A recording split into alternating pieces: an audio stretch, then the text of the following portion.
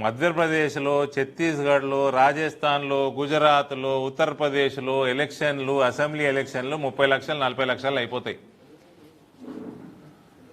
Literally 40 లక్షల రూపాయలతోటి election, MLA election అయిపోతుంది.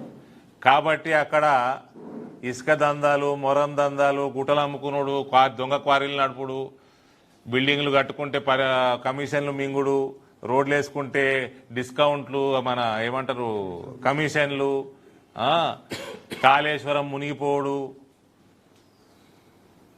వేల కోట్ల రూపాయలతోటి ఎమ్మెల్యేలను కొనుడు, కార్పొరేటర్లను కొనుడు,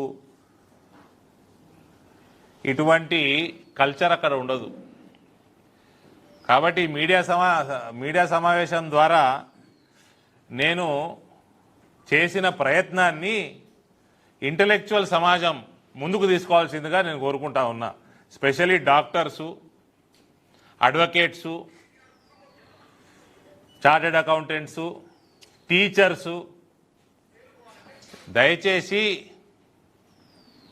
ఈ జీరో బడ్జెట్ పాలిటిక్స్ అన్నది ఏదైతే మనం కొరుట్లాలో మొదలు పెట్టుకున్నామో అది ప్రజల మధ్యకి ఎక్కువ తీసుకెళ్లే అవకాశం వీళ్ళందరికీ ఉంటుంది. So through this media conference I am requesting entire intellectual community of Nizamabad parliament and throughout Telangana also, మనం కూడా ఒక మోడీ రాజ్యం రావాలంటే ఒక క్లీన్ గవర్నెన్స్ అన్ని చోట్ల ఉండాలంటే ఈ జీరో బడ్జెట్ పాలిటిక్స్ని ఎంకరేజ్ చేయాలా, అది ప్రజల దగ్గరికి తీసుకుపోవాల్సిన మీ వంతు బాధ్యత మీరు నిర్వర్తించాలని నేను కోరుతా ఉన్నా.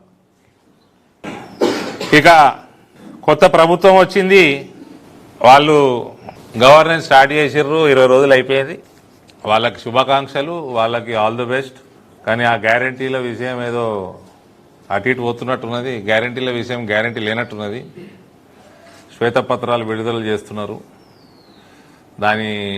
దానికి నాకైతే అర్థం కనబడలేదు. శ్వేతపత్రము 7 లక్షల కోట్ల అప్పులు ఉన్నాయని అందరికీ తెలిసిన విషయమే. అది మీరు మేనిఫెస్టోలో 6 గ్యారంటీలు అయితే మనం మాట్లాడుకుంటా ఉంటాము, దాదాపు 42 వాగ్దానాలు ఉన్నట్టున్నాయి అలా కాంగ్రెస్ పార్టీ. మొత్తం 412 వాగ్దానాలు ఉన్నాయి.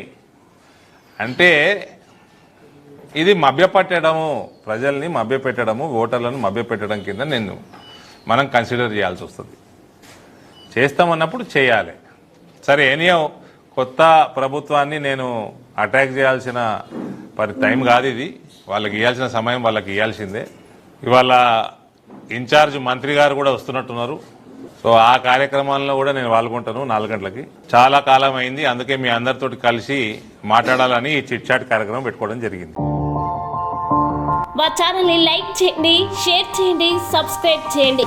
మరిన్ని అప్డేట్స్ కోసం పక్కనే ఉన్న బెల్ బటన్ నొక్కండి.